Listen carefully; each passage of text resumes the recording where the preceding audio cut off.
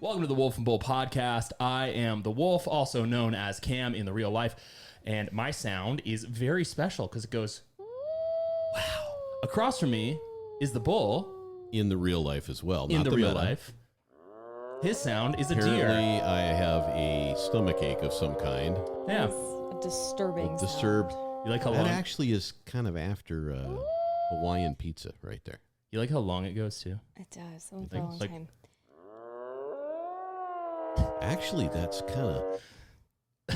That's kind of terrible. yeah. I think we need to find a new sound for the bull. It's such a disturbing noise. I'm Bull like is debating. having gastrointestinal problems. I'm debating whether or not we should just start over, but you know what? We Why? also have Beowulf. That's my sound. That's great. Yeah, and this is the 57th episode of The Wolf and Bull. Nice. Before we get started, just a few reminders. If you like what you hear, go ahead and give us a follow on Instagram. You can also find us on Facebook, Rumble. I believe we're on YouTube now, and I think we're also on all the major listening platforms. You give us a 5-star review, and I will love you forever. And yeah, that's I think all I we have. should address the Wolf, elephant the in wolf the in room. the room. The wolf in the room. What is that? Episode what again? 56? Or this is 57. 57. 57. You know what 5 and 7 are, right?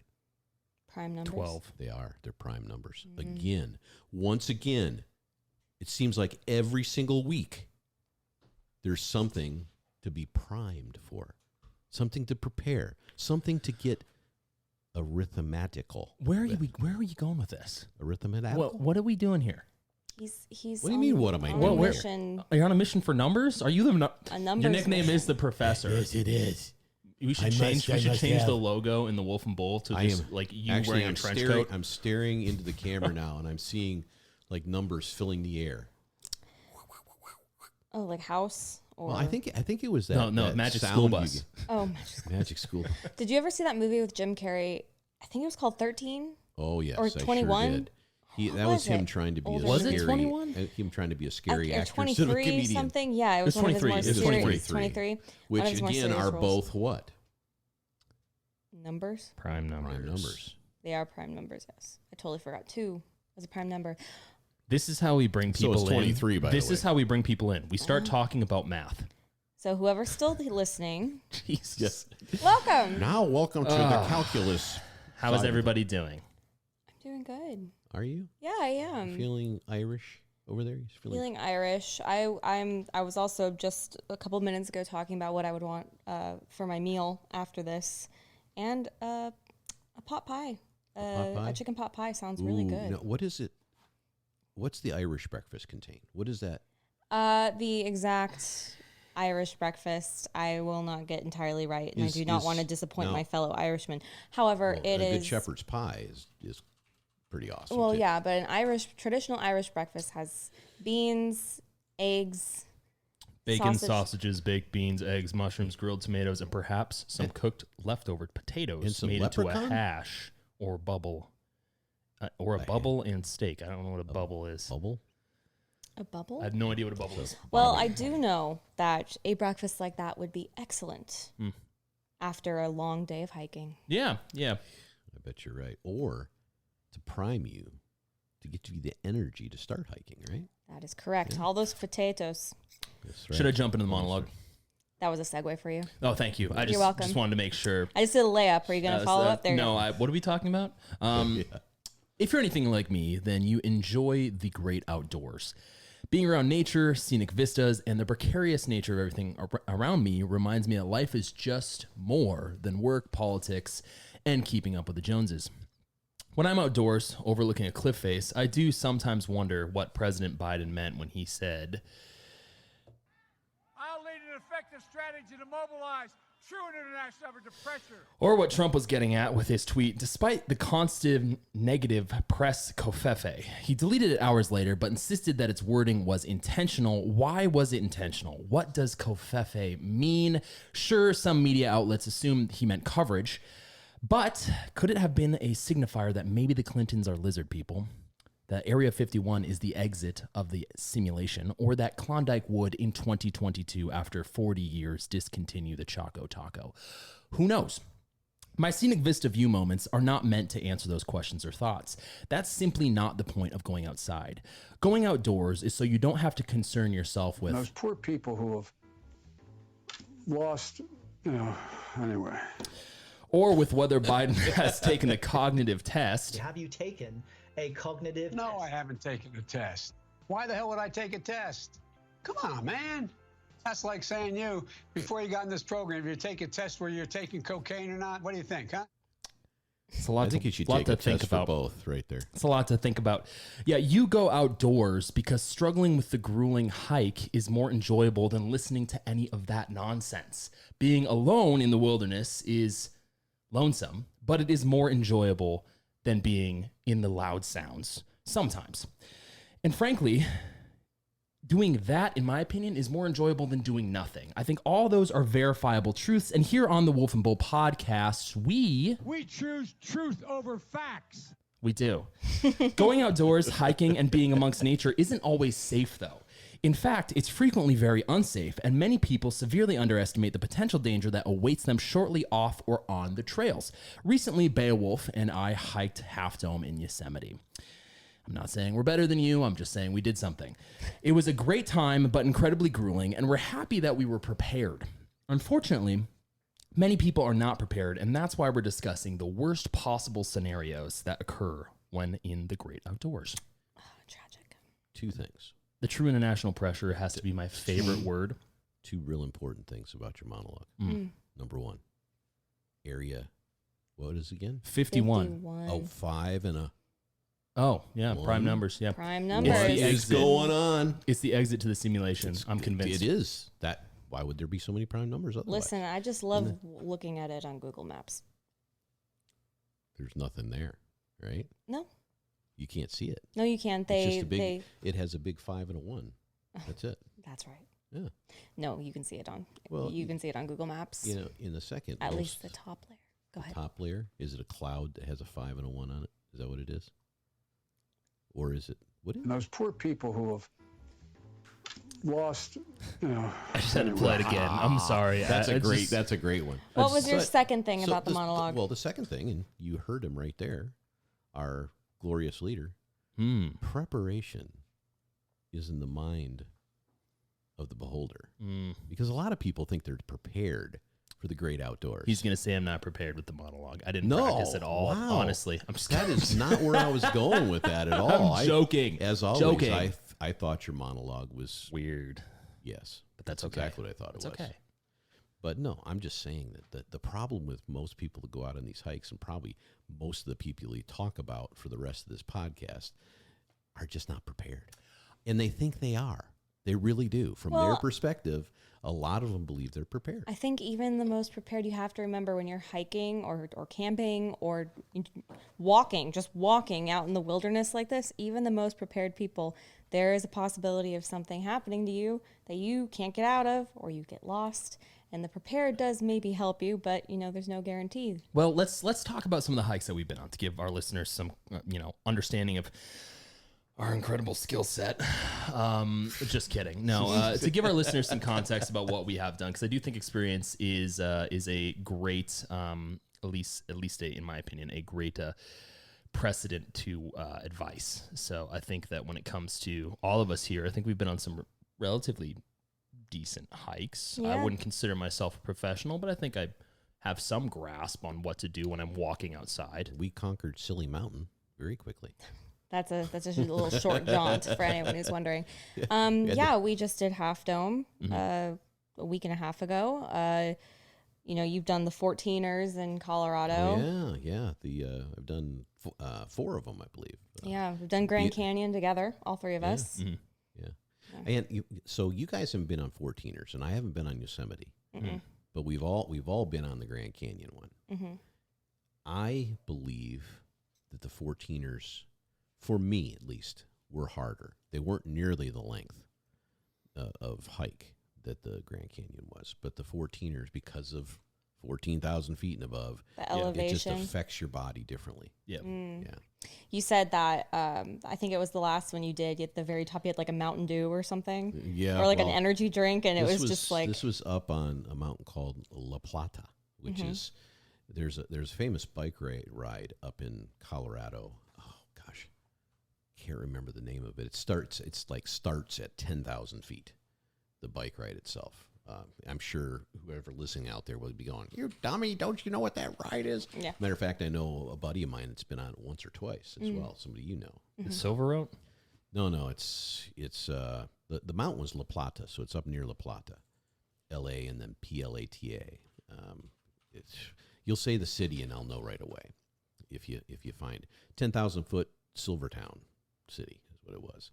But in any event, I got my brother and I went 5 miles in the wrong direction before we found the trailhead, because you start at the Dark 30, as you well know from your last one, and unless you know exactly where you're going, or if there's other people going in on La Plata, there was just us. Right. There were a few people once we got up there, but we went 5 miles the wrong way at about 10,000 feet, where the starting 9 or 10,000 wherever we started at. Is it Bear Creek? No, no, it's something. just give it up. Yeah, well, whatever. Famous bike ride in Colorado, 10,000 feet. You'll There's find like 1,000 of them, I'm sure. There is, yeah. no, there's Colorado? You yeah. kidding me? Yeah. It's okay. Continue. yeah, Continue. He'll find it. Yeah. But in any event, we got to the top of this thing, or near the top of it, and we were plodding along, and it was a grueling kind of thing, because every time you turned a corner, there was another switchback going up and away, and up near the top, I remember looking up at my brother and went, "Man, your face is kind of bleached out. Uh-oh. And man, the rest of the scenery looks like a Picasso painting." And that's And where you so- know it's getting bad. So I sat down for a sec, got a little sugar in my system, and cleared it right up. But it was the first time I'd ever had any kind of altitude sickness at all, if that's what it is something like that. Probably sounds like it. But we made it to the top, as always, took some nice pictures, and immediately headed down before our oxygen depleted. I gave up Nice. on looking it up. That's I okay. gave up. Yeah, You did La that. Plata, ironically enough, is also the name of a town, village in Spain. So, Yeah, So you were this was definitely not in on Spain. the Yeah, opposite yeah, side of the Yeah. world. yeah. Yes. But okay, yeah. So the 14er you think was more of like a physical challenge, and the I Grand think it's Canyon more of a because of the- mental because of the Well, length. the Grand Canyon was definitely physical for most of the people that we were involved with that day. But we came to a point where it was strictly mental. Right. Your body was going to be able to get you through, but there was some people in our crowd that it ended up being, if you would agree with me, Wolf, that it was just, we've got to get over this mental hurdle and keep going. I think- 14er, you were at elevation where you could literally kind of... Yeah, but I also think that the Grand Canyon and even Yosemite, and you could correct me if I'm wrong, because I don't know where you guys started, because I'm sure there's different paths and trails that you could hike from the very bottom all the way to the top. But, my position on it is obviously people go in with expectations that are not accurate, be it Grand Canyon or Yosemite or doing 14ers. And I feel like at least I think in the instance of the Grand Canyon and Yosemite, you're stuck. So you have to get out of it. Like, you can't just be like, okay, well, I'm going to sit down and stay here. Like, that's not how that works. And honestly, I feel like that's a lot of really long trails. So if you went on like 14er wise, I feel like if you're like doing a super long trail, it's the same type of thing. And you're right. Like, at a certain point, your body is going to be able to get you through it, but your brain's going to try and stop you. And I think that happens more than once. I think that happens with people that have like running their first marathon, things Yeah. like that. They're that famous wall, excuse me, that everybody talks about. I think that happens, in the great outdoors as well. Yeah. Well, I would say that it happens more than once, because I think early on, at least for me with Yosemite, like when I hit my wall, because I did, we were carrying a lot of stuff, and when I hit my wall, it was at the top of the subdome. I was like, okay, like we went to the subdome, we got up there, and then we looked up at the cables, and we were like, probably not today. It doesn't make a lot of sense. It's an 18-mile hike. We don't want to get back super, super late. Like, it's 10 miles back. So that was my, wall first one. And the second one was going down those stairs, the waterfall. So, I think a lot of it comes down to physicality and the mental game associated. But you're right. A lot of people get involved and they're just simply not prepared. Everybody's different. Like I work out regularly, and it was difficult for me, in the sense that, not that I couldn't do it again, or not that I couldn't have continued to go, but in the sense that it was demanding physically. And there were points where it's like, okay, well, now my hamstring's like going to give out on me. I have to cut my legs off and just call me Nubby, carrying me down as a backpack. Isn't it like you start talking to yourself like, why? What is the reason I was wanting to complete this? I think that's the funny thing about when you're hiking something where you're actually doing like an uphill, downhill type situation. I think, number one, going uphill, you better enjoy everything you're seeing, because on the way down, you're not going to care about it anymore, more than likely. Yeah. And I think like people who are new to hiking, good for you, you should do it. Also, you should remind yourself that when you get to the top, you're halfway done. And it's not easier going downhill. In fact, I would make the argument that it's a lot harder. Do you think Bull, say something really wise about what she just said. Quick, on the spot, a saying. No, what I was going to say, though, is I think it's more than just physical, in more than just kind of a mental turn or that wall you're talking about. I think there's a point in where you start weighing your risk aversion for things. Mm-hmm. You start feeling your body's signals to yourself, and you're going. And the reason I thought about that when you were talking is that on a couple of the 14ers on the way down, there's a lot of snow coming down.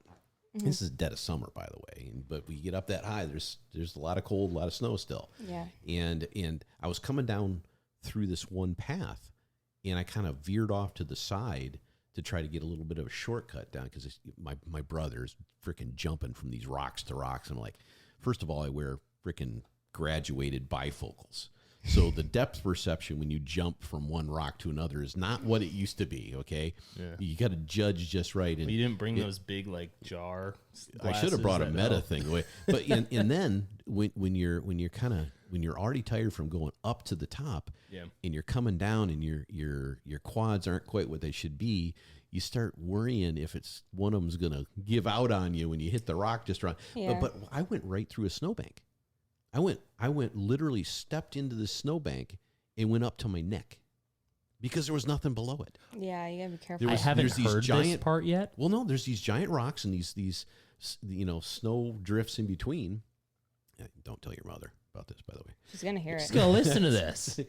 Did you jump in? You basically jumped. You almost had a 128 hours. You almost had 128 hours moment. Dude, I've been through all kinds of shit. That doesn't make me any more reassured.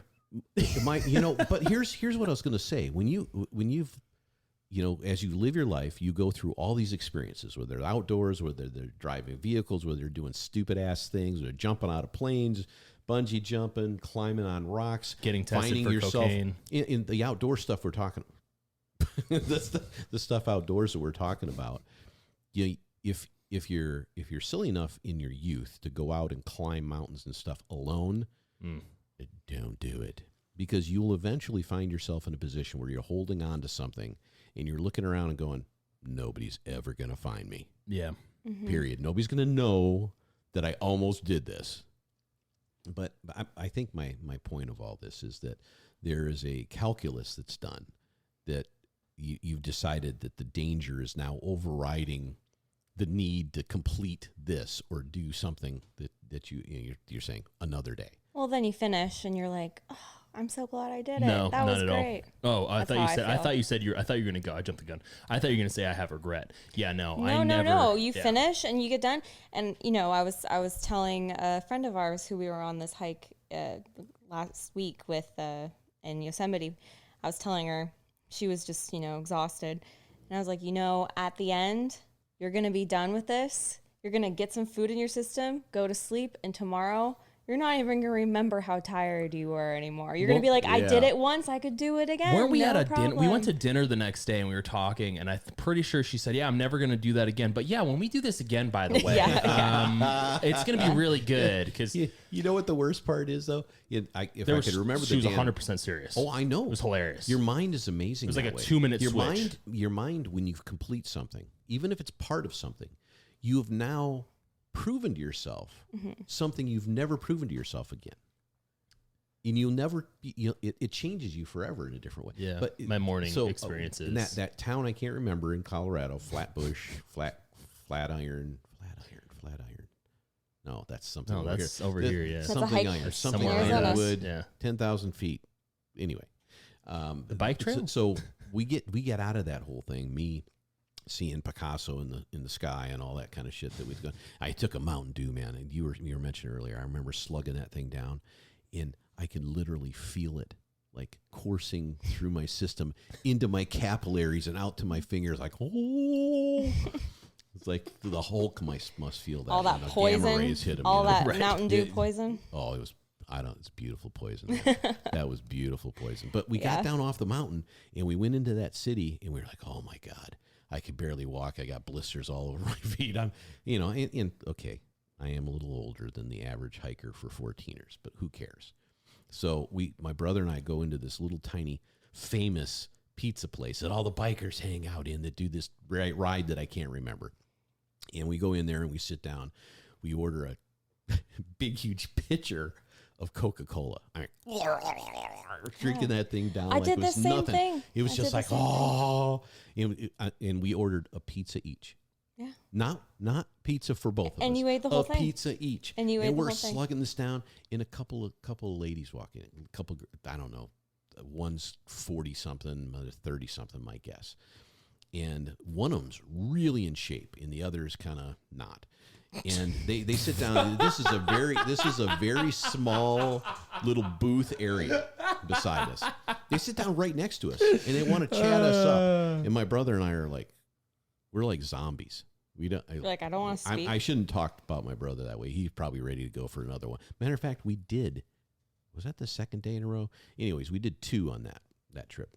They sit down and start talking about all this stuff and how they've just been riding, 50 miles on their bikes up there at 13,000, 12,000 feet. I'm like, shut up, let me I eat said, my Mark, pizza. let's leave. I do not want to sit next to these two. We got to give him. They're a making nickname. us feel like shit. Too And we had cheery. to get up after we were cheery with them. We talked them up and everything. But as we got up out of there to walk across the street to get into his truck, I was like, oh my God, I cannot limp across the street. I've got to act like I'm okay.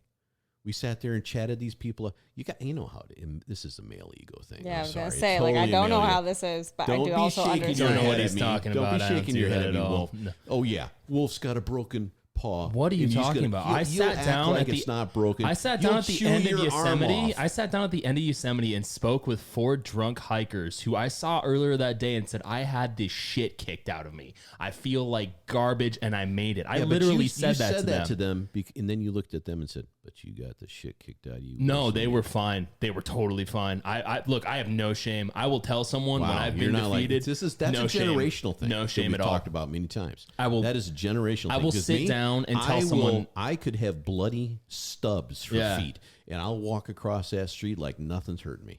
Oh, I mean, I'll walk across the street, but you're gonna see me like limp. That's my point. You can't. I mean, I'm not gonna complain about limping. never let him see you suffer. What are you, a deer? So, A deer. so we've all had our hiking experiences. Have right? we? Yes. But I want to hear about some of these ones that are not so happy ending. Well, for all of our listeners, prep your buttholes because this is it's morbid. We're gonna talk about some stuff that is probably not really. It's not the rule. This is exceptions to the rule. I mean, normally hiking is kind of like flying in a plane. It's super, super, super safe.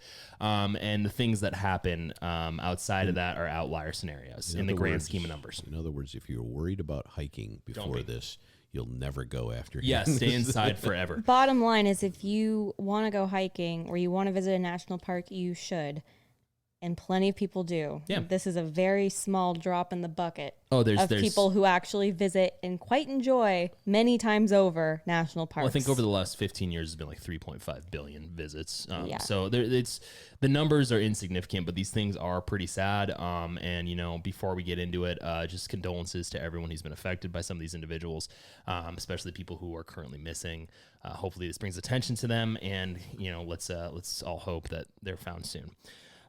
Every year, hundreds of millions of visitors occur and visit national parks. National parks are known to be incredibly safe, but there have been incidents where people have died, gone missing, or something unexplained has occurred.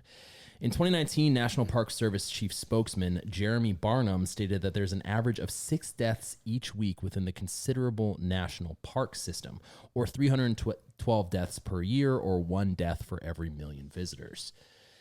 Based on data compiled from 2007 to 2018 by psbr.law, drowning is the leading cause of death, with falls and slips, natural causes, suicide, and suicide following close behind. Vehicular deaths also happen to be a proxy issue because people die driving all the time, so that is also included. Over those 12 years, around 2,700 deaths occurred, spread across hundreds of sites in the U.S. National Park System. Interestingly enough, over that 12-year time, only 8 people were killed by wild animals. During those 12 years, 3.5 billion recreational visits occurred, bringing the statistic above to 8 deaths per 10 million visits. You know, I got to interject just for a second, because you were talking about the deaths that are included in vehicular accidents and such. And of course, that means somebody's distracted, taking snapshots of Half Dome and drive over a cliff kind of crap. Yeah. At least in part. But I can tell you that these death rates would be 10 times higher if they wouldn't have fixed a lot of the roads going to these places. Oh, yeah. Because when I was a kid, we go, my didn't have seatbelts. my dad would, seatbelts. What were seatbelts? Tires were made of rocks. Different times. It was like Flintstones. Yeah. Exactly. Yeah, you gotta stick out your feet. Well, we used to, my dad used to pile us all in the county squire, which was, you'll have to look up. Is that a car? It was a county squire. It had fake I was like, what is that? wood on the side. It was a station wagon. Got the And county we'd pile in squire there, from and Cadillac? We'd go to sleep laying in the back window. The town right? crier from Ford? Town crier. What the hell? Just the, That's the like name. way back. the model names. Yeah, Model A. Model The B. county judge from Chevrolet? Who named that fucking The car? town whore from GM. Yeah, there you go. So is that where they got the 50 horsepower? That's pretty good. That was a good one. I'll give you. You know what? Me. You deserve One an per. applause. You deserve an applause for that one. There you go. You Thank got you. it. Thank you got very it. much. Yeah. But so we'd all pile in there, the 5 of us, and we go screaming down the road from Michigan out toward like Colorado or something. And with our family, we had this great little pop-up camper, which my brother and I always used to have to sleep in the back of the truck. There's not enough room for us, but we'd go out on these trips, and it was all about, Dad, we got to race somebody to the next overpass or underpass. How many cars can we pass before we get there? And my dad would cruise along at 55 or whatever it was back then. We've done that Because- today. I've been on trips with you, and we've done that in your Where do car you think I got it from? today. I Yeah. just thought it was a weird quirk. Like, No. I It's a noticed family there's tradition. other Going cars. far away. And, you drive down the highway back then, and, people were throwing their hamburger wrappers out the window and shit like it was nothing. Nobody even thought about that stuff until the Indians started crying, and then people paid attention to that. Oh You don't my even know gosh, what I'm talking about, What do a you? boomer sentence that was. I'm just gonna hope. true. I gonna- believe you. Chief something or another. believe They you. had a great commercial Do back we have in a the 70s. boo button? I know Do we have exactly. a boo button just here? boo. Just boo out loud. There you go. Boo. Boo. I know exactly what commercial you're Yeah, talking it was about. it was a great But commercial. It actually got people's attention. It sounds like the people are like, I'm It going to got- drive it up to got KFC and throw my bag out the They did that. window. Not our family. I swear to God, not our. Oh, I ours know. was- no, I know. You know. I my know mom that- and dad. I know my extended family would never do crushing such a thing. cans and recycling before. Hell, we It was had- cool. Yeah, I mean, know. they got rid of the county squire and they went right to a Honda Civic. Okay. Yeah, I know. So- You guys should have been like driving an electric car back in the 60s. Look, if my parents would have kept their original, they were like first adopters with Macintosh. And They everything. would have been They true would be- hippies if they didn't have you guys when they were younger. Yeah, they avoided the hippie Yeah. by getting, having kids. Yeah. But my whole point in going Does out one there, really ever avoid the hippiedom? well, Listen. I don't they, think so. Modern or day. they did the hippiedom later and just never Their talked car about it. model 'Cause was. I've got pictures of my dad Hey. playing a guitar Okay. in a white turtleneck up Yeah, to here they're- and a But- goatee. They But- had the first Tesla model called the Town Whore, as you were saying, right? Like some reminiscent of recent events. But did you go to national parks then in that well, car? a lot of time it was, we would camp anywhere there was a campsite. National parks, sometimes. I recall driving through Yellowstone and things like that. But the point is, when you get into Colorado and up into the mountains and everything, dude, when you're in a county squire with no seatbelt on and your dad's driving too fast behind a town which crier, is like 5 miles an hour over whatever speed limit, and there's 2 lanes, that's it, one in one direction, one in the other, and you're on these mountain passes, and for whatever reason, I was always the one on the outside. You had a really shining childhood, like the book when they're driving through the mountains and they're playing the music, and that's right. Like, you know, you're sitting in the we background. stayed in a pop-up camper instead of a... Yeah, this music's playing Well, in the background. You know, like they've got like, yeah, I reused it. I like that one. My point is that every mile, there was a section where if they put up some metal guardrails, there was like a section where it had been run through by some vehicle. Yeah, it's and the rest of it had no. Well, do you want to know why it was run through? Is because the kids in the back had touched the light in the car, it blinded the drivers, and that's why everyone who's not a millennial, Gen Xers, Boomers, never lets the children touch the light in the car. That's why. Did you know that statistically? Click, click, click, click, click, click. Responsible for a lot of deaths, really, honestly. All I'm saying is this death rate you talked about would be 10 times higher. Oh, it was they included. They would have fixed the damn roads. Well, think about it. These national parks are in places usually where not a lot of people live nearby, so they're usually hard to get to, which means the roads are really complicated and weird, and cliffs and all these things. But it's not just that. The whole national, was it Teddy Roosevelt that started that, I believe? Yes. The national parks? Yes. What a great thing to have done. Yeah. I mean, wonderful. Otherwise, all these places would have frickin' mansions in them by now. I know. There'd be a Jeff Bezos mansion on top of Half Dome today. I'm telling you. That place is gorgeous, honestly, and it should stay unpopulated. I kind of wish, part of me kind of wishes just a little bit that like we would slip into an alternate dimension just for a little bit and where, actually like, see that, like where there's like the Zuck has Yeah, like an industrial complex attached to El Capitan. or like what's his name from Twitter, former guy Jack Dorsey. Would it be like run living by on storks? He's like living on top of Mount Rushmore. You know, I'd love to see that. That would be hilarious. And it would. You reference storks? It's like a 6-year-old movie. I love that movie. It's a great movie. It is a good it's movie. Like a 6-year-old. I mean, it's a good movie. I totally flew over my head. See, I have one of those because, you know, we're technology driven here. But yeah, I would kind of like to see that if we were to slip into another dimension. But anyway, as someone would expect, only 4 parks saw more than 100 deaths between 2007 and 2018. So they're all really big parks, which would make a lot of sense. It's Lake Mead National Recreation Area had 201 deaths. Yosemite National Park had 133. Grand Canyon National Park had 131. And Natchez Trace Parkway had 131.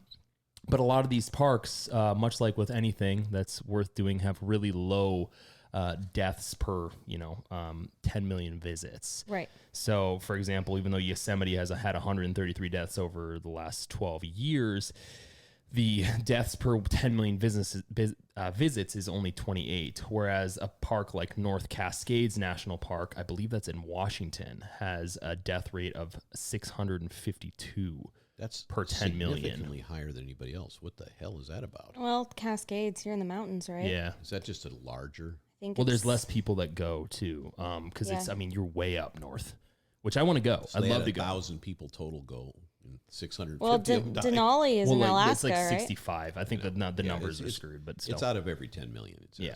So. Yeah, Denali's the next. That's in Alaska. Yeah, these are all. Yeah, and then there's Upper Delaware. Well, Upper Delaware. That's because they had recordings that you played earlier in Delaware. Oh, God. So not to detract away from our podcast theme, national parks can be dangerous. I guess the only advice we can give you from Wolf and Bull is just be smart, don't die. That's great Be advice. smart, don't die. I think we should have T-shirts. That's a that say great that. T-shirt. Yeah, that would be really good. Be smart, don't die. Now, to the real topic, the hundreds of reported people who have gone missing and the reported fatalities with unknown or undetermined causes and the missing persons whose bodies have never been located. That's what I really want to talk about. Now, specifically related to national parks, there is an organization called the ISB, which is the Investigative Services Branch. referred to as the FBI of National Park System. The Investigative Services Branch is mainly in a branch that deals with serious crimes that occur within national parks. Only 33 ISB agents are operating out of 4 field offices, and those 4 offices are responsible for nearly 85 million acres of Park Service land in 423 areas spread across the country. So I would say they're understaffed significantly. A little. In 2019, the agency investigated 674 cases. 59% of those cases were crimes against persons. That's like 15 cases each. Yeah. How does that happen? They must prioritize only the worst Well, ones. we'll get to that, because there's something we're going to talk about in a little bit that is specifically reflective on how bad our government is, especially when we can't pronounce true international pressure. The Pacific Office alone conducted 13 homicide and manslaughter investigations in 2019 and 12 questionable method of death investigations. Unfortunately, it's actually notoriously difficult to gather total homicide and missing person numbers within national parks, purely because the system itself is not centrally based. It's not centrally combined. So that causes a whole bunch of overlap. It causes a bunch of, I would argue, probably duplication in some instances. And there's not a whole ton of communication. So if you aren't smart and do happen to die in national parks, you might not be found. Some people are smart and things just happen to them. You might want to That clarify. is obvious. I'm just playing off of the Be Smart, Don't Die slogan that we have. Of course. Of course. You know, we talked in, I don't know which podcast number that was, about a couple of campers that disappeared in South America. 46. And number 46. I think it was. You know, both those Or numbers, 44. what they are? They're not prime. Are you talking about the hikers in Panama? Yeah, exactly. Oh yes. But they weren't my camping, point is but yes. that there's all kinds of things. I mean, I can remember a time when we were doing some hikes, some very interesting ones. You guys have not been on it, but this is the only bull story, so we're. In other words, just shit, right? Yeah. So we were hiking in Maui, or maybe it was Kauai. I don't know, one of those islands. But any event, walking across the stream, I turned my ankle. Right, that could have been a broken ankle, just like that. Mm-hmm. It doesn't matter. Anybody can get in an accident, break your ankle, fall down in a river, get washed down into a waterfall, and drown. Yeah, done. Yeah. So be smart. Don't die. Yeah. Good You should have wore ankle high boots. Were you? No. Exactly. Be smart. Don't die. I've got ankles like Bird. It just. I've got bird ankles. That's another T-shirt. So there's obviously, amongst missing persons, which we'll get to in a second, there's been notable murders within national parks. In the grand scheme of things, number-wise, there's been very few. Obviously, that's kind of the case with homicides in general, comparable to deaths. It's just a very small percentage. But the vast expanse of national parks makes them prime spots for covering up, people or bodies or lizard human hybrids that you had to get rid of because of, certain evil versus good, narratives. But according to some researchers, heat can actually cause erratic, violent behavior, and crime rates appear to cool with the seasons. The highest attendance for national parks is during the summer months, and a large portion of violent crimes occur while visitors are outside during that time. That also happens to be true for major cities. Not a joke. That's an actual thing. It's like summertime. More people out and about, more interactions, more trouble. A lot of dying's going to happen. So, It's because it's too hard when it's cold. Exactly. It's just cold. You're like, I just put me in a blanket burrito. I don't want to interact with anybody. You're wearing that giant coat. You're not sure what that kind grudge of gun. I'm holding against this person. I'll deal with it 6 months from now. You guys remember that? Hibernate. Get a cup of hot coffee first. You guys remember that movie Four Brothers? Remember that with I think Mark Wahlberg was in it, and they were in Michigan. Yeah, you know how that movie wasn't accurate? It's because it was snowing and these guys were shooting each other in the snow. No, they're peeling out in the snow. And they're driving these old, freaking Oldsmobile vehicles, Dude, gang banging. No, I grew up in Michigan. There was plenty of that shit going on. You just debunked yourself. No. You're supposed to agree with me. Everyone hibernates. I rarely agree with you. Well, you're supposed to, in this instance, agree with the premise that you push, where people are more violent during the summers, which I said a second ago. That's just because there's fewer out and about to shoot each other. Four Brothers is based on a true story. That I know, but Believe me, Michigan is a big, in the winter, yes, does it get freaking cold, but it's mostly wet and snowy. It's a good movie. And I gotta it's watch a that. big slush monster is what it is most of the time. And so you want to go out and you want to do donuts in the parking lot and you want to shoot up things. That's what they did. You lived in the Midwest version of the Wild West. Well, at one time it was the Wild West. No, it was the Wild. No. Yes, Wild West. No. Way long the ago. Wild fur Michigan. trapper. Come on, who grew up on the what president? What 16th president of the United States grew up in the wilderness? Abraham In Did the not. wilderness. He did not grow up in Michigan. No, but it's right there. Abraham Lincoln. That's right. Kentucky. Kentucky and Kentucky Michigan. Yeah, and they're Illinois. nearby. They're nearby-ish. Well, Kentucky was. Oh my God. Michigan, Okay, history lessons. Kentucky, Tennessee, Tennessee. New York, Hawaii. is- I'm just kidding. You got it. Kentucky. Florida. Yeah. Anyway. Yeah. So I mean, obviously things are crazy. People get a little bit crazier during the heat. I know I do. Living in desert Get hellscape. crazier when the moon's out. That too. So Hairier I'd as love to well. talk about a few notable murders that actually happened within national parks. The first one being Sarah Ellis. She. This happened in the Blue Ridge Parkway, which is a national park that extends 550 miles southwest from southern Pennsylvania through Maryland, West Virginia, North Carolina, South Carolina, Tennessee, and Georgia. I had never heard of this national park before until today, so I am Blue Ridge Mountains, Informing- baby. Mountain Mama. yeah, there you go. Sean Pendergraft and Sarah Ellis Sean both. Penn? Sean Penn. Sean Pendergraft and Sarah Ellis both worked at the Pisgah Inn along the Blue Ridge Parkway in the summer of 2018. Pendergraft said the pair went for a hike one afternoon, but Ellis turned back when it began to rain. He found her hat and umbrella along the trail on his way back and reported her missing. Rangers quickly found Ellis's body just off the trail, and a day later, Pendergraft admitted to killing his coworker. According to the indictment, Ellis was especially vulnerable due to a hearing impairment, and Pendergraft killed her amid a sexual assault. Pendergraft pleaded guilty to first-degree murder and 2 counts of aggravated sexual abuse. In 2020, he was sentenced to life in What does prison. the hearing impairment have anything to do with that? She couldn't hear him coming. Nice. Honestly, what a coward. Seriously, What an yeah. idiot. I meant that. I have no pity In for one these way. people. Yeah, Like he was zero. a piece of shit. He was a piece of shit. I mean, at the end of the day, it's just interesting. I mean, I can see the. I was gonna say I can see the appeal. God, no, I can see the how people's brain works when it comes to like wilderness stuff. Like, oh, you're in the middle of nowhere. I mean, you don't need to murder. You don't need to murder. It's a simple thing. Don't kill people. There's this. Be smart, don't idea kill. that there's some kind of great, I was going to say exclusion, but you're just away from everything. So there's this idea that you're sequestered away from the I don't know, the scrutiny, Yeah. if you will. So people try to get away with all kinds of shit. Well, he pled guilty to first-degree murder. He meant to do it. Of course, Oh, he did. absolutely, Yeah. he did. Well, this is another one that happened in Blue Ridge Parkway.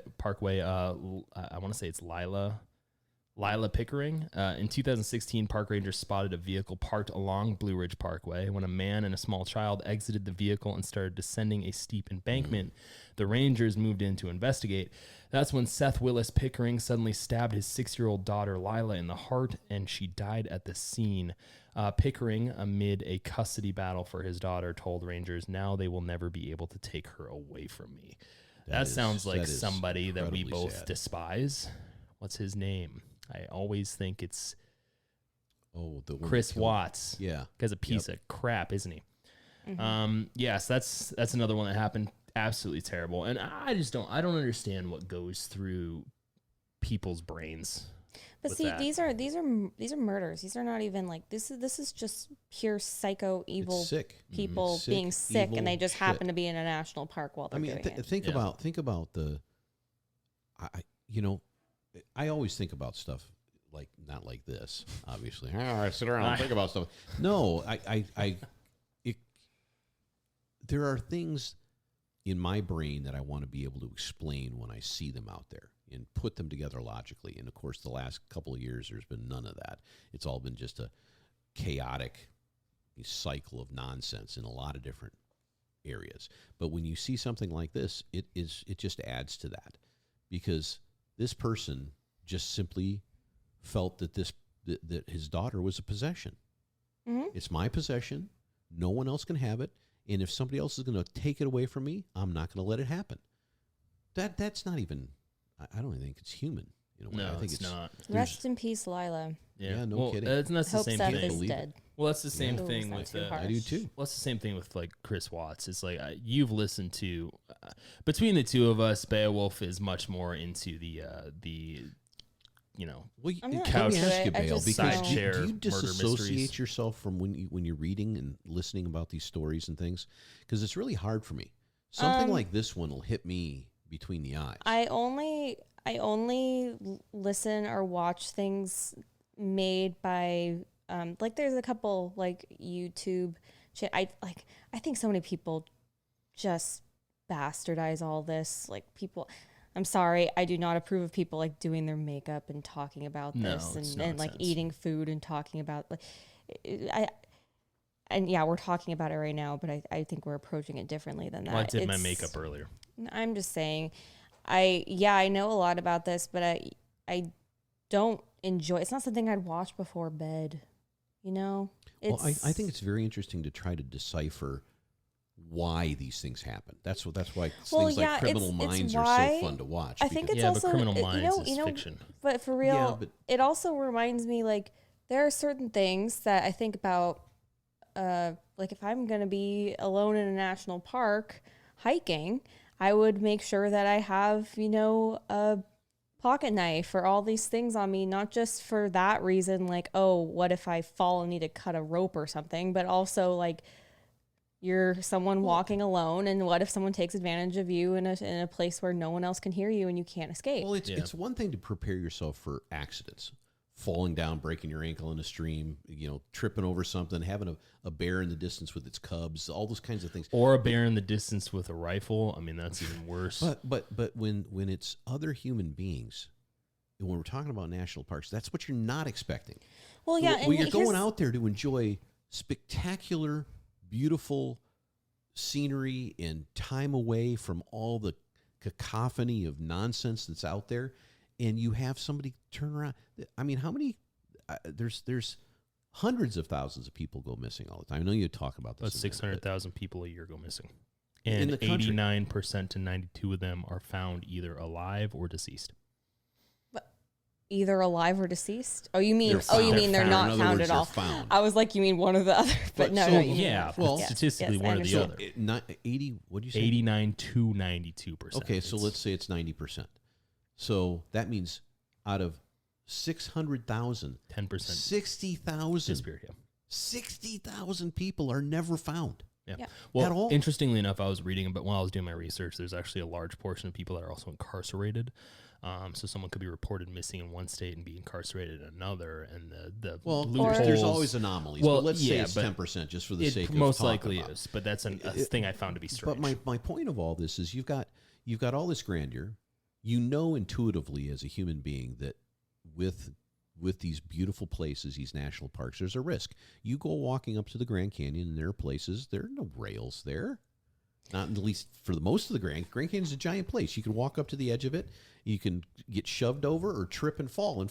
Well, here's the Either thing way, too, but is that it's very unlikely for this to happen to anybody. It's very unfortunate when it does. And if it does happen to you, it's much more likely to be somebody you know and not a random stranger. Almost always. As the two people we just talked about just now, Lila and Sarah, were both killed by people that were close to them. Well, that So- happens. Yeah. Well, that happens. Also, you have to remember that a lot of this, and we'll get to this in a second, but a lot of this is also tied back to known causes of death. So there are plenty of deaths that occur within national park systems that are actually unknown and can't be determined. So, I mean, be it animals eating the corpse or being, the exposure getting to the body. So there's a lot of deaths that occur that because of the miscommunication, specifically, we'll get to this in like a few minutes, specifically because of Congress and the federal government not passing certain laws, there are a lot of instances in which we can't determine this stuff because the national parks are almost like sovereign states. almost run like a separate. They are run like a separate thing. So it's very much a difficult kind of gray area for a lot of these instances. And these that I'm talking about, some of them, I think most of them are determined, specifically when it comes to the murders that I researched and picked. I think most of them are determined by people that they found. But then when it comes to missing persons, a lot of them are just unexplained instances. Like it's like no one knows, which is weird. But yeah, the next one happened in Rocky Mountain National Park, Colorado. When Harold Henthorne called 911 on September 29, 2012, he told dispatchers his wife Toni had fallen during a hike in Rocky Mountain National Park and sustained a head injury. I believe this was actually on Missing 411, if I remember correctly. We watched. No, there's a documentary for this on, I think it's HBO now or another one, but the story is... Part of the reason why this is a big deal is because there's photos of them on the hike before this happened. And if I remember correctly, this particular hike, the path they chose was very obscure. It's not a marked path. It wasn't a marked path. So Henthorne claimed he didn't see how it happened and performed CPR on Toni while waiting for help. By the time a ranger reached them hours later, she was dead. Henthorne's story was filled with inconsistencies. As investigators dug into his personal life, they discovered his first wife also died from a suspicious death and uncovered damning evidence that neither of the deaths were accidental. In 2015, a jury found Henthorne guilty of first-degree murder. He is currently serving life in federal prison. Yeah, that's a particularly sad one. It's a good documentary. Well, the thing is, he's taking pictures the whole time of his wife. This woman Toni, he's taking pictures of her, and there's a photo right before she falls, and as it was found in court, he pushed her off the cliff. Yeah, it's very terribly sad. Well, I think the thing that I want to get at when it comes to these type of these type of discussions is that, and I've had this discussion with you for multiple times, Beowulf, is I don't have a problem with talking about this stuff. I have a problem with glorifying it. And what I mean by that is, as you were saying, is there's a ton of bad faith documentaries or people that are on different platforms that talk about this in a form of I don't want to say glorification to some degree. Well, you look at things like you mentioned the Chris Watts thing, which is one of the worst tragedies I've ever heard of in my life. It's despicable and disgusting, and that man is somehow still alive today. But that's my personal opinion. Anyway, he online, there's a huge subset of people who pretty much blame the victim of that entire case for everything, which is, in my opinion, absolutely despicable as well. But that's the thing. Victims. Yeah. I'm speaking about his wife Shanann specifically, but that kind of behavior and even some of these unsolved cases, it's one thing to try and figure out. And there's been online communities who have solved cases. I know there's the famous documentary Don't F with Cats on Netflix that talks about the man who killed somebody in Canada a couple years ago. That was a big thing, and the internet played a huge part in finding him, and that was amazing. But there's a huge part of the documentary too where they accused someone who's totally innocent and they just ruined someone's life. And when you look at that type of thing, you look at I have my opinions again at like Making a Murderer on Netflix, which was terribly inaccurate and inconsistent across the board. I have my opinions on that, but the Serial podcast, which was one of the #1 podcasts and one of the first podcasts to really take off, which was all about Adnan Syed, who's currently serving a life term for killing his girlfriend, Haley. I think her name is. You want me to check? I'm pretty sure it's Haley. That sounds right. But either way, it's just I understand completely that there are people in prison today who shouldn't be there. Unfortunately, Haley. Sorry, I'm sorry about that. Her name was Hay. There are people in prison today for things that they shouldn't be, sure. But I think sometimes we sensationalize some cases we cast a spotlight on some people that they get a lot of support. And it gets really ugly. It's the same thing with people writing love letters to Ted Bundy. You get all sorts of weird behavior. And, I think this always brings up a conundrum for me, because there's always going to be people out there that are the quote-unquote justifiers.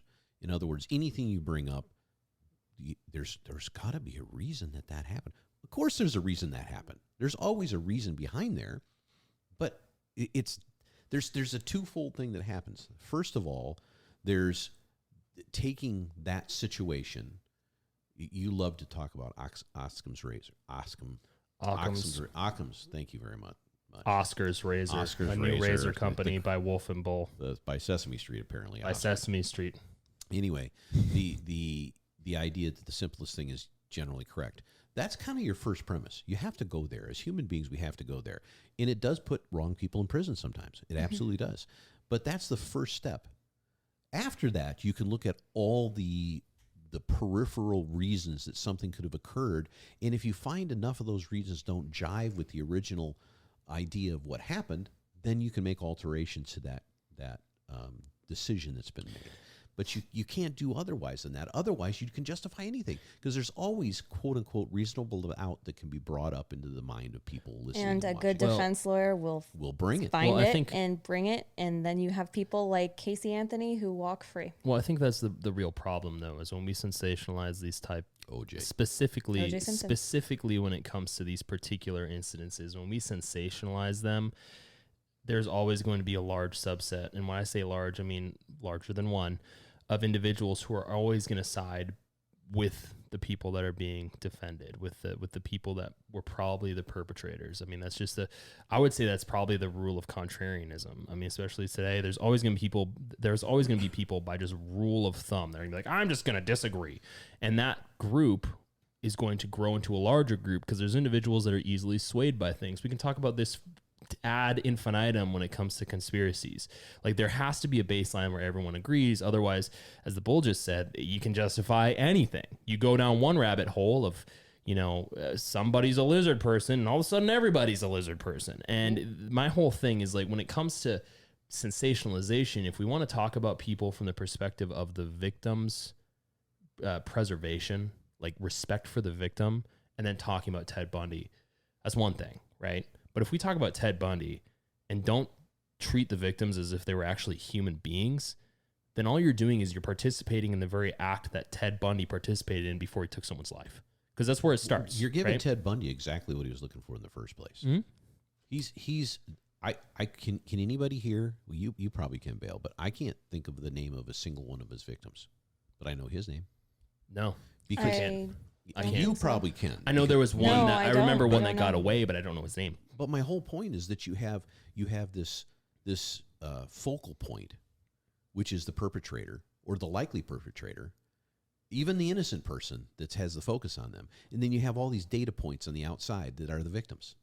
Yeah, it's flipped on its head. Yeah, and it's a good system because you have to have innocent till proven guilty, and the preponderance of the evidence needs to be deep and strong enough to put that person in a position of guilt and put them away. And that's a difficult thing to ask. Yeah, but should the preponderance of evidence be determined via an entertainment piece? No. Absolutely not. And that's to Bale's point earlier about the podcast. Serial or any podcast. Because not evidently, for sure, the reason for those podcasts is for what? Money. It's entertainment and to make money. Entertainment, and then one would argue business. awareness. So this goes back to our whole news versus not. Yeah, but here's the news thing: is the awareness thing is such a crock. Well, I mean, like that what do I mean by podcast this? in specific was campaigned for by his defense lawyer. But let me explain for a second. When people say they're bringing something awareness to something, because it's utilized, like it's been beaten to death. And because of that, you can say that for anything. Like when I said earlier about bringing awareness to this, I actually mean helping to find these people who are missing. I don't care if anything comes back to us in any way because I want these people to be found. People matter. And when it comes to podcasts like that, I'm sure that's the position that they take. But from perspectives that I've seen when it comes to people who are, couch detectives, couch activists, that's not the rule. That's the exception. When people say, you know what matters is finding this person. The exception is that nowadays. And that could just be my cynical opinion. Well, I think that's a great position to take. I think that position changes for people over time, but I think that position is a great one to take because I think not knowing is probably worse for most people. You don't get closure. That's my whole point. Yeah. You don't. You never know. It's always in your mind. I mean, luckily, I have no one close to me that I even know that's been through any of that or has been disappeared or any of that kind of stuff. But there's a whole lot of people, 600,000 people a year, right? And, 90% of them hopefully have at least some closure. The other 10%, the other 60,000 have none. The families of those people have no closure, have no idea what happened. And in their mind, they've made up 40 different stories on what happened. Yeah. And that's that's really the unfortunate part about, I guess, I wouldn't say just American society. I think first world society, and I would say any society really. I think there's probably reflections in different ways. But let's get back to some of these other individuals. Armin Johnson, this happened in Hawaii Volcanoes National Park. Not long after moving to Hawaii from Seattle, 44-year-old Armin Johnson went for a hike in Hawaii Volcanoes National Park in 2005. His body was later found 100 yards from the, Mama Lahoa. There we go. Highway. Thank God you've been there more than I have. Johnson died of a single gunshot wound to the back of the neck in what some called an execution-style killing. Investigators have been unable to determine the motive or name a suspect for over 15 years. That's horrible. That wasn't a crime of opportunity. You can tell just by what they're talking about. Yeah, and that's well, it could have been a mix of both. I mean, it could have been a crime of opportunity, but again, it's just again, one here of those, we're doing the same thing the loved ones probably do. I have no idea. Well, hopefully there's closure there. I mean, it's been a long time, but hopefully they figure it out. I mean, that person who killed him deserves to go to jail, and frankly, in my opinion, deserves to receive the same end. Joey Armstrong, Yosemite National Park. In 1999, the decapitated body of Joey Armstrong was found along a stream near a campground for workers in Yosemite National Park. Carrie Stainer, whom police had interviewed in another murder case earlier that year, confessed just a few days later to murdering Armstrong and 3 other women after fantasizing about killing since he was a child. The Yosemite serial killer was convicted of all 4 murders and is currently on death row. I remember hearing about that one. I didn't even know that existed. I don't know the Carrie Stainer, a stain on humanity. Yeah. And then there's Lolly Winans and Julie Williams in Shenandoah National Park. In May of 1996, 26-year-old Lolly Winans and 24-year-old Julianne Williams set out for a trip to Shenandoah National Park with their golden retriever. When they didn't return home as planned several days later, Julie's father reported them missing. On June 1st, park rangers found the woman's bodies near their campsite, hands bound, mouths gagged, and throats slit.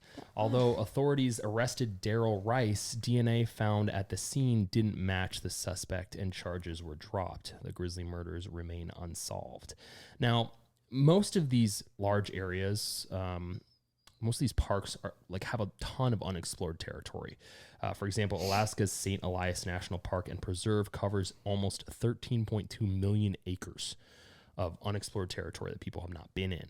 Same goes for the park we mentioned recently with up in Washington that I said a second ago. Cascade. Yeah. So Yellowstone National Park also has a 50 square mile section, which I alluded to earlier, of land known as the Zone of Death, located in Idaho with hazy jurisdiction lines that could hypothetically allow perpetrators to get away with more from a legal perspective. Now, Bull. What do you mean by that? Say you were a murderer. Okay? We're going to take you, Bull, suspect, and we're going to criticize and determine whether you're guilty. All you have to do... Apparently, people are thinking I'm guilty already. Well, look You're at you. condemning Look at me you. without even knowing me. What do you Only mean, look at me? you're wearing blue, the color of trust. Only The someone who color is of trying to Only manipulate someone would who wear wants that. you to trust him Yeah. for nefarious purposes will This wear is blue. not the face of a murderer. Right. So, say you were a murderer in that area. All you'd have to do is invoke the 6th Amendment, the right to a speedy and public trial, by an impartial jury of the state and district wherein the crime shall have been committed, which district shall have been previously ascertained by law, and to be informed of the nature and cause of the accusation, to be confronted with the witnesses against him, to have compulsory process for obtaining witnesses in his favor, and to have the assistance of counsel in his defense.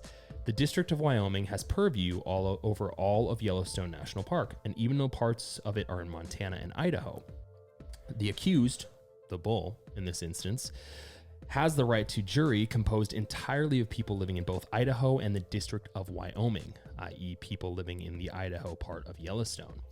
No one currently lives there, so an impartial jury cannot be formed, and you, bull, walk free. Now, this was pointed out by Michigan State law professor Brian Kalt in his 2005 Georgetown Law Journal article, The Perfect Crime.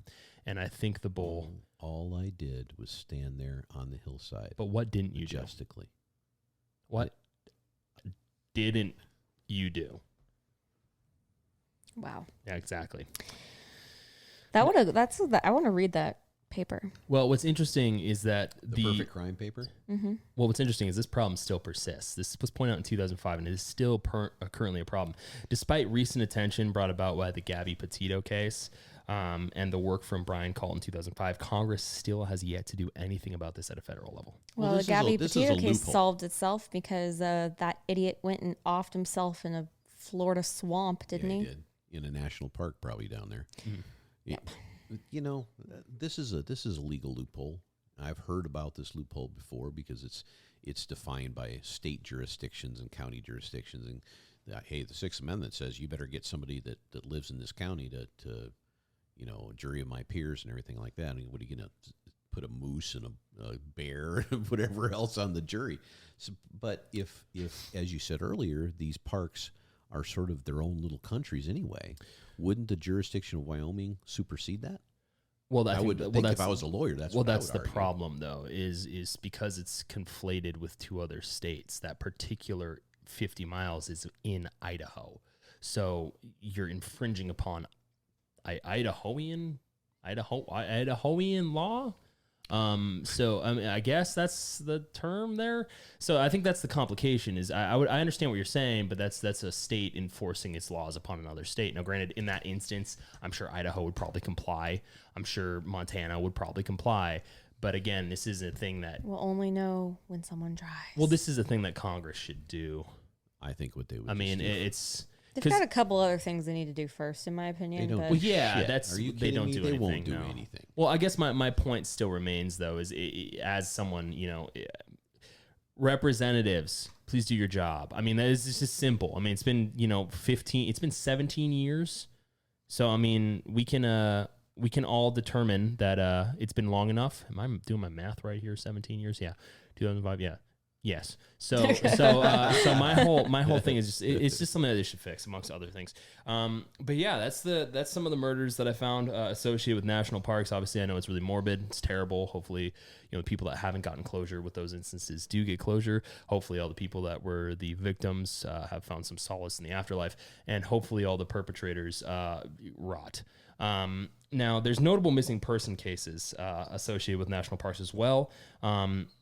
There's a staggering amount of people that go missing every year, as mentioned earlier. Most cases are pretty self-explanatory. Someone dies from exposure, avalanches, animal attacks, etc. Then there are the ones that don't make any sense at all. Now, the data that I pulled out of my butt a little bit ago, about 600,000 people per year going missing, is actually from NAM US, which is the National Missing and Unidentified Persons System.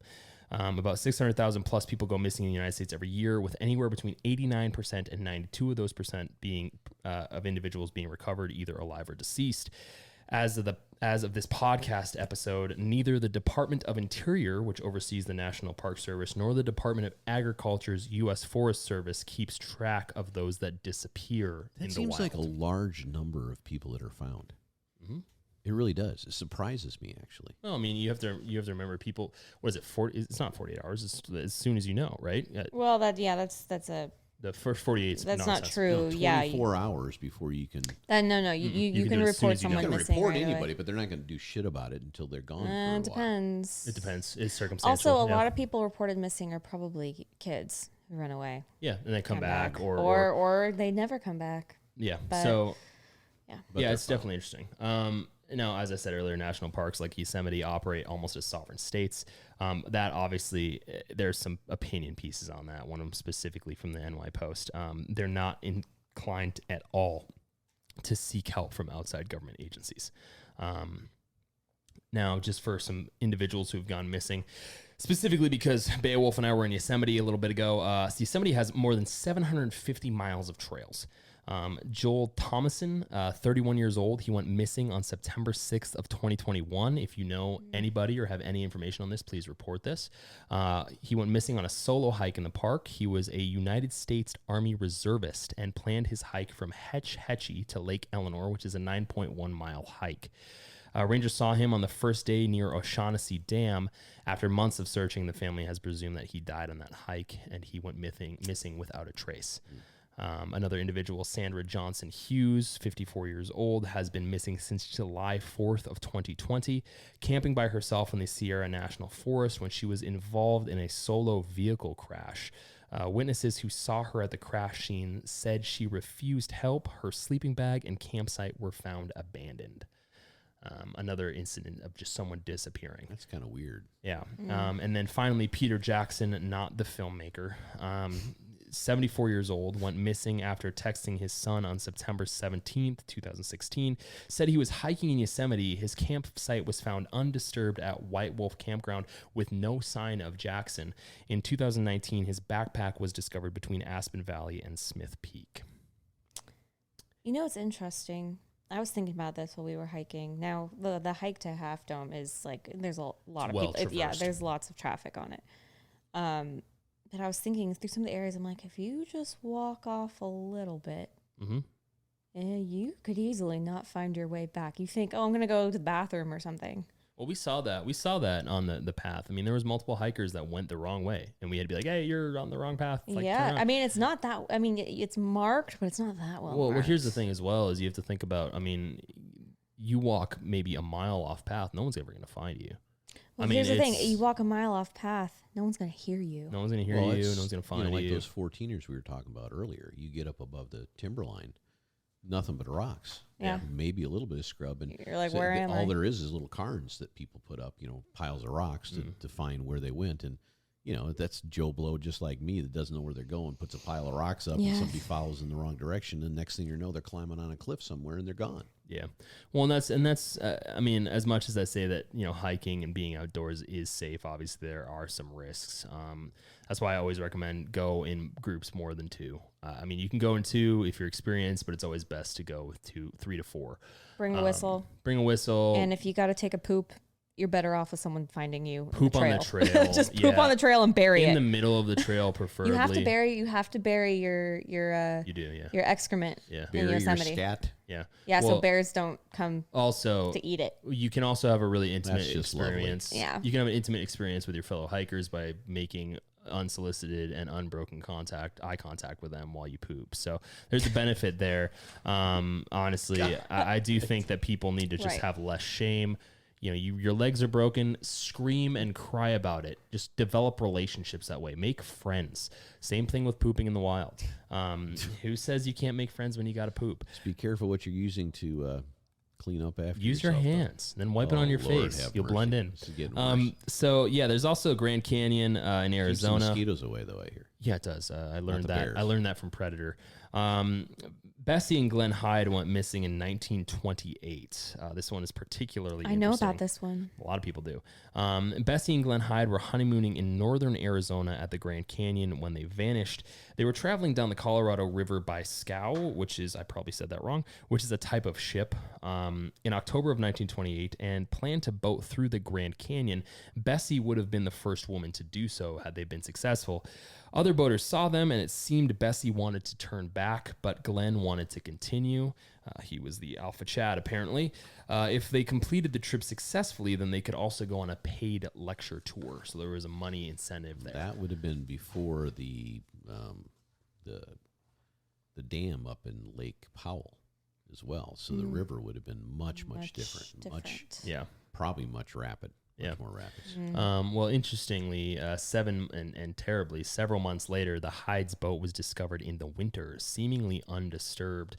It was upright and full of supplies, but the couple was gone, and no one knows what happened to them. No one knows if they got off and went on a trail, if there was some ill-based argument that, they got in, but not a single person knows what happened. So, yeah, but it's also, they think that the boat overturned at a not overturned, but they were gone at a rapid point because she had a diary that she was writing in. And they were right before they were getting to mile marker 227, I'm pretty sure. And that is where some rapids are. And then they never wrote in the journal again. But how would the all the boat be supplies were on upright the with boat. all Well, the boat was supplies pretty in it? big. The boat was pretty sizable. It looked I mean, like it was like a big wooden boat. Yeah, Yeah, that's what they did. it kind of looked like a yacht, like a small little yacht. Yeah, scows. Scow, I don't know. Scows. Yeah, so they're pretty sizable. I looked it up. I thought it was pretty interesting. But yeah, that's an interesting one. I'm sure there's people out there that think there's a conspiracy. There's supernatural. I was going to say, I'm smelling on some of this stuff, like the taint of supernatural. Well, there is a large subset of the internet that would agree with you. I suggest you visit the Reddit thread 411, missing 411. Well, when you do this, music will play. And it won't, apparently. So All right. It's okay. there's no music. That's all right. Nice. I love music when it doesn't play on the system. Welcome to the Wolf and Bull podcast. We're the most technologically advanced podcast you have ever seen. So there's also a Rocky Mountain National Park in Colorado. Alfred Beilhartz has been missing since 1938. Considered to be the first recorded drowning in Colorado's Rocky Mountain National Park. He was camping over 4th of July weekend when he disappeared near the Roaring and Fall rivers. Beilhartz had gone with his dad to bathe in the river, and from there he decided to join two family friends at a spot about 500 feet or 150 meters upstream of where he and his father entered the river. When everyone returned to camp, they realized that Beilhartz was missing. A search began immediately, expanding to more than 100 civilian conservation corps members within 45 minutes, but there was barely any sign of Beilhartz anywhere. A day after he disappeared, a couple hiking about 6 miles away from Beilhart's campsite reported seeing a boy who looked like Alfred sitting in an area called the Devil's Nest, but when authorities arrived, he was gone. The search went on for 10 days, including 150 men and bloodhounds, but was eventually ruled a drowning. So Alfred was a child. See, that's terrible. But also, when I hear the name Alfred, I automatically think of like Batman. an older. No, I think of like an older person. But this is from 1938, and Alfred. it's hard to imagine a child named Alfred. But that's very sad. Yeah. Called him Alfie. Well, interestingly enough, Alfie. have you ever tried swimming upriver at all? I can't say that I have. No, you know what? Cross river, upriver. When doesn't I matter. worked it's at a summer camp in Michigan, we would take the kids out on canoes, and we literally call it like, it was such a slow river. It was not impressive at all. It was very slow, but you had to be so careful because if you fall out, and you know, people panic in shallow water, like they could stand up in it and it would be below their knees, and people still drown in water like that because they panic. And with a stream, actually a current going through, I can see how people pretty quickly I can see this guy. I mean, it was 150 feet upstream, not downstream. No, 500 feet, 150 meters upstream. So if you're going along the shore, even if it's shallow, that river turns deep, shallow, all over the place. All you'd have to do is caught a little eddy, a little current, and all of a sudden you're swept downriver. Yeah, well, interestingly enough, they didn't find a body, which is, I think, where people get hung up on. I mean, they had a lot of people at that time looking. And as we go through these, you'll notice there's a kind of an uptick in associated help. And even one of them actually created a particular organization within a state that didn't have it, which I believe is the next one. This occurred in Green Mountain National Forest in Vermont. Paula Weldon has been missing since 1946. An area near Glastonbury Mountain and Vermont's Long Trail is known as the Bennington Triangle. Coined by paranormal author Joseph A. Citro due to the supposed supernatural circumstances surrounding these vanishings. It got its name due to the handful of mysteries and disappearances which occurred between 1945 and 1950, and many have actually occurred since then. She was an 18-year-old college student who set out on the Long Trail in December of 1946. She wore jeans and clothing that implied that she would return before dark when temperatures were supposed to dip below freezing.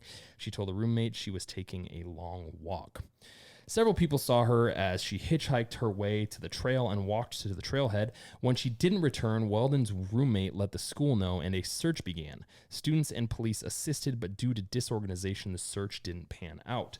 There's a rumor that the Long Trail is home to a creature called the Bennington Monster. He also has, strangely enough, that's his sounds. But yeah, so a Sasquatch-like creature that walks upright and is over 6 feet tall. Native Americans, specifically the Abenaki tribe, part of the Algonquin Nation, believe their god, Tabaldoc, lived at the peak of Glastonbury Mountain. The Abenaki also believe that the mountain was cursed because the four winds appeared to meet at the peak and often changed direction erratically. They also believe there was a man-eating stone on the mountain that would open up and swallow anyone who happened to step on it. The disorganization of the search resulted in the creation of the Vermont State Police, which is responsible for all wilderness search and rescue missions in the state. But yeah, she's been missing since then. Wow. Some people think that it's supernatural. It could be. Who knows? The triangle. The Especially monster, the man-eating stone. the man-eating stone. I actually, when you said that, I was like, God, that sounds like something straight out of Mordor. Yeah. You know? And, of course, we just talked about Peter Jackson, so that doesn't surprise me at Yes, all. we did. Yeah. Then there's also the Great Smoky Mountains National Park in North Carolina.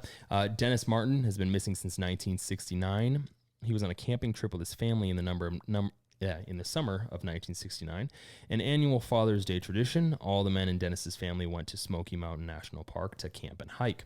Dennis and his brothers planned to prank on the adults. They were going to hide separately in a bush and jump out on different sides of the campsite to scare them, but Dennis went missing. Family, park rangers, and other visitors and hikers spread out to search almost immediately, but Dennis seemed to have disappeared out of thin air. It rained heavily that evening as well, which isn't very helpful.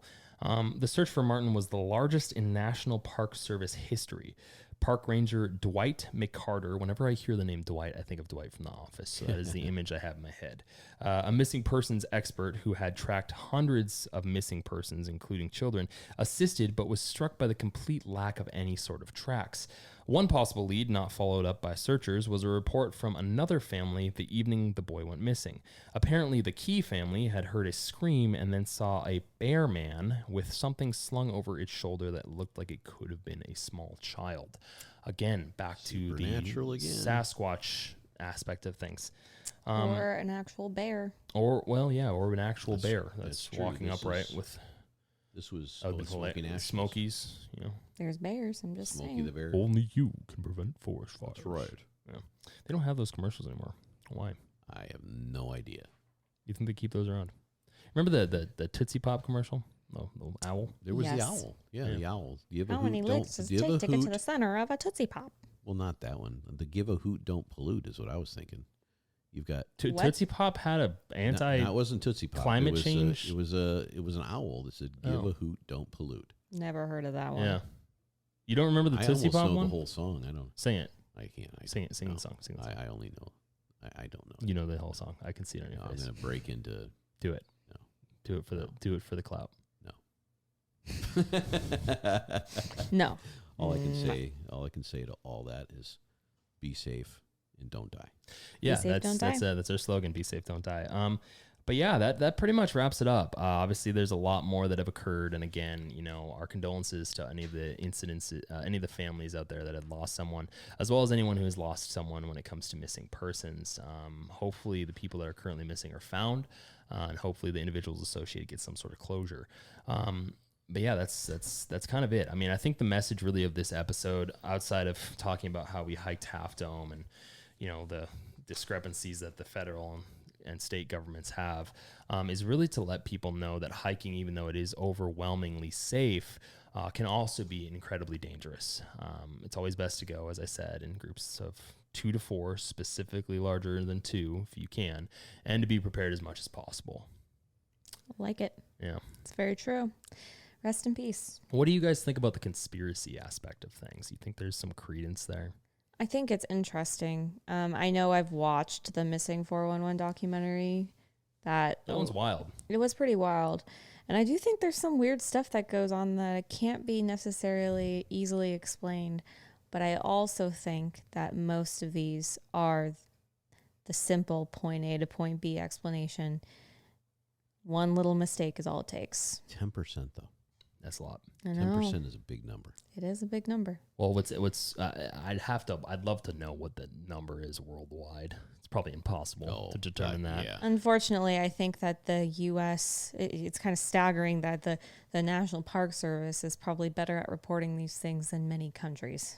Oh, yeah. Yeah. Many. definitely. Most. I'd argue most. Well, So, yeah, it's just interesting. You'd think that we'd be a little bit more put together with that. It seems like that's kind of been a sore spot, legally, that we have. But again, it's a lot. I mean, it's hard to track that type of stuff. It's hard to determine. Well, it's interesting technologically, I think, you were out there at Half Dome.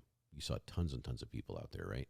National parks are overwhelmed today. The ones that aren't on fire today, that is. Mm-hmm. But they're overwhelmed, and every one of those people have some kind of technology with them.